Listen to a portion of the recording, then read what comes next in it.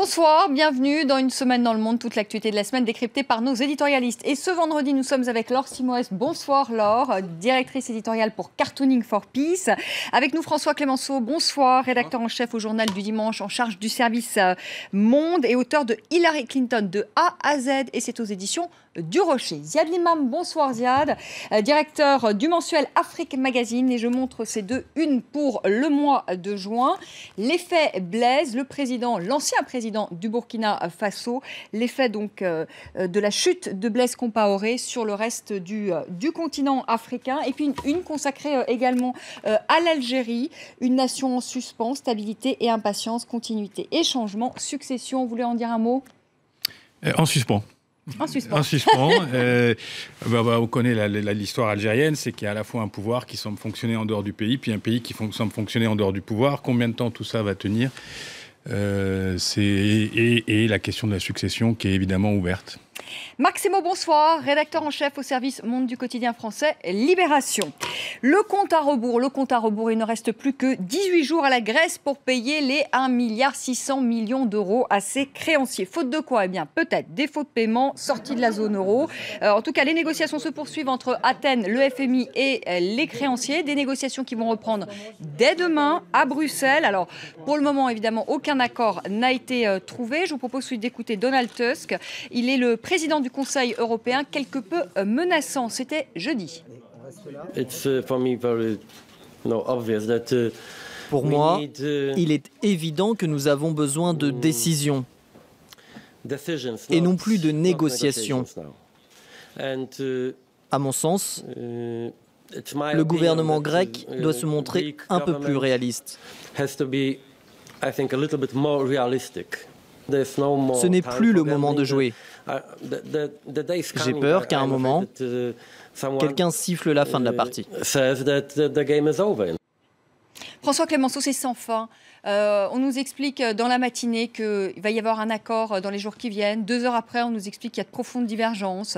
C'est un jeu, ça n'en termine plus ? Non, mais dans toute négociation, on joue la montre. C'est normal. Je veux dire, le rapport de force fait qu'on a des propositions, on a des contre-propositions, et on va essayer de les défendre jusqu'au bout. Et on met la pression sur l'autre pour qu'il cède, et inversement. Donc on est dans le jeu de la négociation. Le problème, c'est que le calendrier est effectivement serré, comme vient de le rappeler le président du Conseil, et que le deadline du 30 juin, il est impératif. Donc on peut continuer effectivement à jouer au poker menteur pour savoir effectivement quelles sont les vraies intentions des autres. Est-ce que les Européens sont prêts à laisser la Grèce jouer ce rôle jusqu'au bout ? Est-ce que les Grecs sont prêts à se laisser mettre la pression jusqu'au bout ? Et en même temps, chacun a ses intérêts, et chacun défend ses intérêts. Tsipras a, au-delà des intérêts de la Grèce qu'il représente, il a des intérêts politiques. Il est clair que s'il avait adopté du jour au lendemain le plan tel qu'il était proposé, il y a de fortes chances qu'il n'aurait pas été accepté par son Parlement, où une partie de son mouvement, Syriza, y est hostile. Et donc il y a pour lui l'enjeu de la perte du pouvoir. C'est immédiat. Donc, mais est-ce qu'on peut imaginer qu'il lâche aujourd'hui, parce qu'il y a quand même 2 points, c'est la diminution donc des pensions, des retraites, des petites retraites, et aussi la hausse de la TVA, quand même, on parle d'une hausse de 23% sur l'électricité, sur les médicaments. Est-ce qu'il peut lâcher ça, Tsipras ? Est-ce qu'il peut lâcher vis-à-vis de son électorat, vis-à-vis des Grecs ? Encore une fois, s'il lâche trop vis-à-vis des Européens, je pense qu'il perd le pouvoir. Donc c'est très serré pour lui. Et il a intérêt à garder son parti uni, parce que sinon, ça lui coûte effectivement tout ce qu'il a promis au peuple grec pour les années à venir. Et d'un autre côté, les Européens ne peuvent pas se permettre de lâcher trop de l'Est, parce que sinon, ils perdent en crédibilité. Et quand un créancier perd sa crédibilité dans les propositions qu'il fait à son débiteur, les conséquences aussi sont dramatiques pour lui. Donc évidemment, si on se met à la place du peuple grec, la souffrance est considérable. Si on se met à la place des Européens en tant qu'institution crédible, les enjeux sont extrêmes. Marc Semo. Déjà sur les retraites, les petites retraites, effectivement, symboliquement, Tsipras ne peut pas lâcher sur ça. Mais en même temps, les Européens, notamment Juncker, qui joue un peu le président de la Commission, qui joue les médiateurs, dit très bien, effectivement, vous pouvez ne pas céder sur les petites retraites, sur cette diminution des petites retraites, mais vous devez trouver des économies équivalentes ailleurs. Donc, il y a une marge qui existe. Le problème, effectivement, est que, comme dans toute négociation, toutes les parties jouent la montre, et que surtout Alexis Tsipras joue le facteur politique. C'est-à-dire jusqu'au 26, qui est la date du sommet européen, raisonnablement, il ne va céder sur rien. Parce que lui, ce qu'il espère, c'est d'une certaine façon avoir des soutiens politiques au niveau du sommet du 26. Et c'est là-dessus que la machine peut déraper. Par ailleurs, il ne faut pas non plus dramatiser. Un défaut ne signifie pas nécessairement et automatiquement la sortie de la Grèce de l'euro. Par ailleurs, les choses quand même, effectivement, se durcissent et s'aggravent. Il y avait un sondage récent des hommes d'affaires allemands à 76%. Ils disent aujourd'hui que la Grèce reste ou sorte, ça ne fait aucune différence. Et donc, alors que Merkel, malgré tout, plus politique, est en train quand même d'essayer malgré tout de trouver un compromis, son ministre des Finances, et toute une partie de l'opinion allemande, comme au début, est extrêmement dure sur la Grèce, et les choses peuvent déraper. Ziad Limam, vous le trouvez bon, Alexis Tsipras, dans cette séquence ? En tous les cas, il a le sens de la mise en scène. La photo où il regarde sa montre en faisant ça. Il quitte Bruxelles pour aller réouvrir la télé publique qui avait été fermée par le gouvernement précédent. Donc, il sait mettre en scène. C'est pour ça que je pense que vous avez tout à fait raison. Il joue sa vie politique sur un accord qui va l'engager socialement et économiquement pour plusieurs années. Donc, il peut pas. Bon, alors, il en rajoute un peu peut-être dans le côté grand sourire. Il devrait peut-être rigoler un peu moins parce que sa situation est quand même difficile. Mais en tout cas, il se défend. Et je sais pas, je crois que c'est dans Libération que j'ai lu cette phrase où une Grecque disait « Au moins, il se bat comme un lion ». Absolument. Au moins, lui, il se bat, les autres nous ont vendu, lui, il se bat. Donc, il est là-dessus. Ce qui est plus inquiétant, je trouve, pour la Grèce, c'est le son a changé en Europe. Pendant des semaines et des semaines, il faut un deal, il faut un deal, il faut un deal, il faut un deal. Et depuis 2-3 jours, bon, s'il y a un deal, tant mieux. S'il n'y a pas de deal, c'est pas 300 milliards qui vont nous empêcher de respirer et c'est pas les Grecs qui vont mettre l'Europe par terre. Et ça, le message commence à être très précis et extrêmement dirigé. Mais est-ce que c'est pas un mauvais signal vis-à-vis du Portugal, vis-à-vis de l'Espagne mais le Portugal derrière. et l'Espagne ne veulent pas faire défaut. C'est toute la nuance est là. C'est que le Portugal et l'Espagne sont profondément intégrés dans l'Union européenne. Ils sont totalement conscients. Après, je veux dire, la Grèce, encore une fois, sur le plan macro, c'est un risque limité sur la multinationale Europe. C'est 2% du et la dernière chose, c'est que ça rentre dans le débat institutionnel maintenant. C'est-à-dire que l'histoire de l'eurozone concentrée, l'histoire de l'Europe à deux vitesses, tout ça, l'affaire grecque vient s'incruster dans le débat que les Anglais veulent ouvrir, vient s'incruster dans les propositions de la Commission pour une eurozone qui exclura les petits pays peut-être qui ne sont pas dans des degrés de convergence autres que monétaires. Donc il se passe plein de choses. Et moi, je pense que le message, il est très clair. Alexis, c'est bien de se battre, mais là, il faut signer. Et si vous ne signez pas, vous allez sauter. Mais il y a une chose qui est importante aussi, ce qu'on oublie, c'est que 80% des Grecs, dans les sondages, ne veulent pas. Veulent rester dans la zone euro. Bien sûr. Que Juncker, il le disait ce matin à France Culture, est dans les sondages en Grèce, un homme d'État, enfin, en tant que président de la Commission, extrêmement populaire. Donc, la marge de manœuvre de Tsipras n'est pas si facile que ça, parce que c'est effectivement, il était soutenu par une opinion générale, on refuse cette humiliation et ces sacrifices que nous donnent les Européens, on veut quitter la zone euro. Très bien. Mais là, il sait aussi que si, à cause de lui, il se retrouve en situation de défaut, voire de risquer la sortie de la zone euro, le coup de boomerang politique sera pour lui aussi dévastateur que s'il avait cédé trop facilement. C'est un jeu d'équilibriste, finalement. Exactement. Et je ne serais pas étonné que d'ici le 26 juin, Tsipras nous sorte quand même un joker de sa manche. Et beaucoup de gens s'interrogent et s'inquiètent sur la proximité de plus en plus forte qu'il a en ce moment avec les Russes. Il va y retourner la semaine prochaine. Et on sent bien qu'il y a, en tout cas chez Vladimir Poutine, le souhait secret, caché, de se dire si j'aide Tsipras dans un moment où il est avec autant de difficultés avec les Européens, je casse aussi ce front européen dans la relation entre l'Europe et la Russie. On l'avait déjà vu dès son élection, quasiment. On le voit sur le vote des sanctions qui va lui aussi être remis au goût du jour par le Conseil européen. Et donc, il y a cette idée que la Grèce est un maillon faible et que en dehors des Européens, mais je suis pas sûr, la Russie puisse s'en servir. Je ne suis pas sûr que les Russes aient très envie d'alourdir leur balance des paiements de 300 milliards de dollars de dette. Économiquement, ils vont déjà très mal. Je ne suis pas sûr que les Russes, qui sont des fins joueurs, mais à un moment où ils jouent une partie très serrée sur le plan des sanctions qui commencent à peser, est-ce qu'ils vont rajouter une pièce au dossier ? Orban aussi s'est tourné vers les Russes en disant des mois et des mois. Enfin, les gens se tournent vers les Russes et des mois. Et finalement, les Russes ne donnent pas grand-chose. Ils donnent des signes, j'allais dire, publics d'affection orthodoxe peut-être, mais il n'y a pas de grands cadeaux. Et puis un dernier élément là-dessus, c'est que pour la Grèce, ça serait, jusqu'ici, ils ont toujours évité sur les sanctions de se démarquer du reste des Européens. Et pour eux, c'est vraiment suicidaire, parce que si, y compris politiquement, la Grèce décide de jouer la carte de Moscou, qui effectivement n'a pas les moyens de les aider économiquement, pour la Grèce, c'est d'une certaine manière, elle se met d'elle-même en dehors du club. Un ultime. Laure, ensuite je vous redonne la parole. Laure, vous avez quelques dessins à nous montrer. Oui, rapidement, ce qui est frappant, Cartooning for Peace, association internationale, réseau international de dessinateurs de presse, on reçoit donc des dessins du monde entier.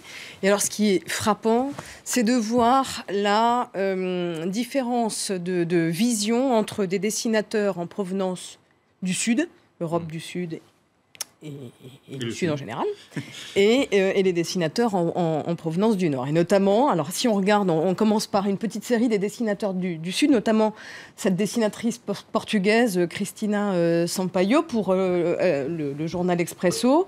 On voit bien donc tous ces Grecs au fond de leur trou noir, avec cette espèce de chef de Blue Minis. Vous savez, c'est ce personnage qu'on voit, le personnage oppresseur du royaume de Pepperland dans le film Yellow Submarine. Donc là, on a une Europe quand même clairement menaçante. Et puis ces Grecs. Donc on sent quand même un regard compatissant vis-à-vis de la Grèce. Pareil aussi pour ce dessinateur cubain, Falco. Alors là, c'est carrément les poches vides, complètement déshumanisé. Cette Grèce qui n'a même plus de visage. Encore, là aussi, Damien Glé du Burkina Faso pour le journal du jeudi.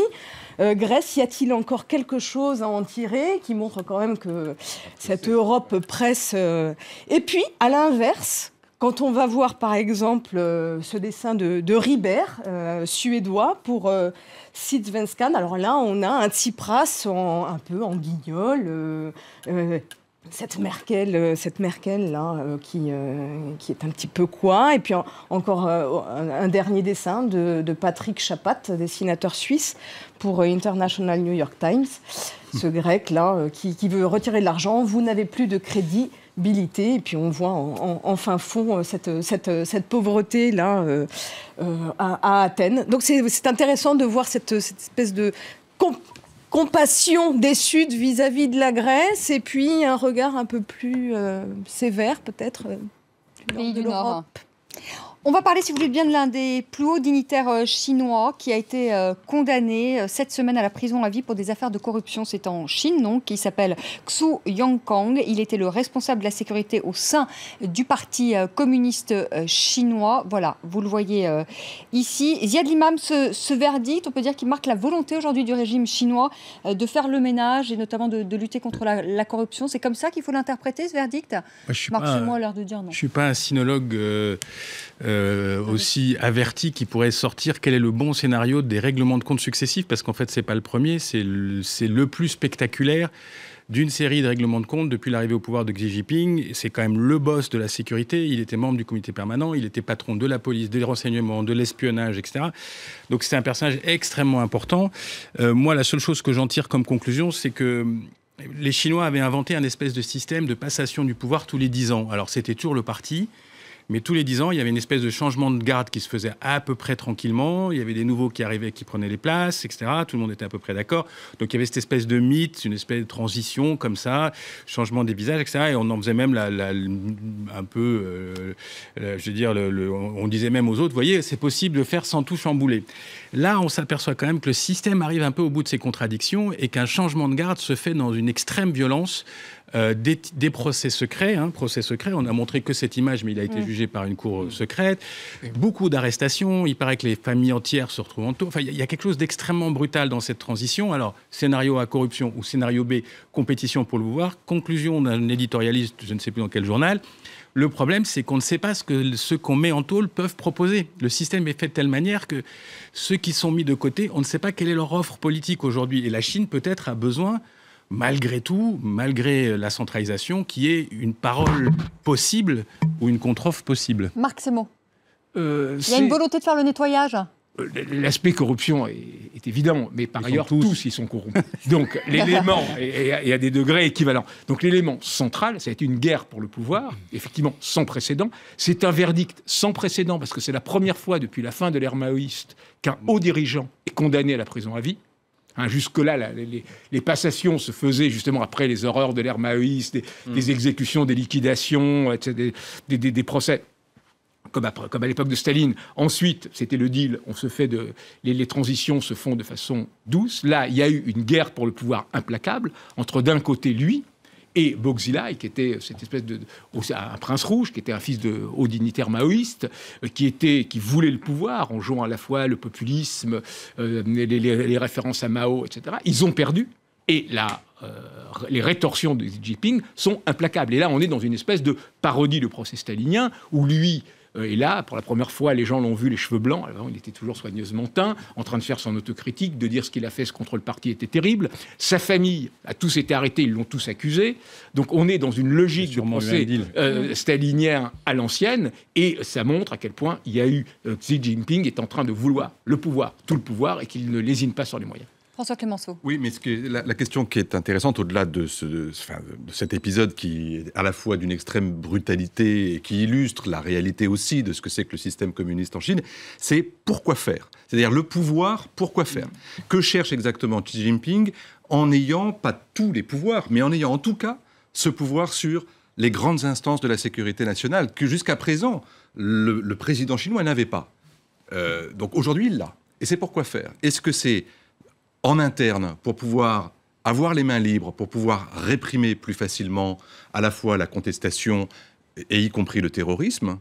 Et est-ce que c'est à l'extérieur aussi, pour pouvoir développer, j'allais dire pas un argumentaire, mais en tout cas une force qu'il utilise? On le voit, moi je suis rentré de Singapour il y a 15 jours, c'était passionnant à suivre la façon dont la Chine aujourd'hui pousse les pions le plus loin possible pour essayer à sa façon, évidemment, contre les Américains, de dire « Attendez, vous êtes ici, chez moi ». Alors, c'est très spectaculaire quand on le voit de l'étranger, quand ça se passe dans cette sphère un peu internationale, en Asie du Sud-Est, mais à mon avis, à l'intérieur du pays, l'usage que peut faire un homme pareil maintenant d'autant de pouvoir est assez inquiétant, pas seulement pour le peu de liberté qu'il y a sur le plan de l'expression politique, mais vraiment sur le climat qu'il peut faire régner sur la période qui lui reste à diriger le pays. Allez, un dessin alors. Simplement un dessin. Vous vous demandiez s'il y avait une volonté de faire du nettoyage. Mais voilà un dessin bien à propos justement d'un dessinateur singapourien, Hang, pour International New York Times. C'est pas celui-ci, mais j'imagine qu'il va... Voilà, il est là. On l'a là. On a le président qui dit que nous sommes déterminés à éliminer toute corruption. Et puis derrière, on efface les traces de pas. Et puis on voit ce panneau richesse cachée de l'élite. C'est une interprétation de la région qui donne un éclairage intéressant. Allez, on fait une petite pause, le temps du rappel des titres. Et puis on va parler de ces élections législatives en Turquie et de ce revers, on peut le dire, pour le président turc Recep Tayyip Erdogan et son parti l'AKP. Et nous parlerons également de ce voyage de Manuel Valls à Berlin, le Premier ministre français qui allait voir la finale de la Ligue des Champions avec ses 2 enfants, avec un avion de la République, et autant vous dire que ça c'est très très mal passé, mais il a fini au final par reconnaître une erreur, mais pas une faute. On va en parler, à tout de suite.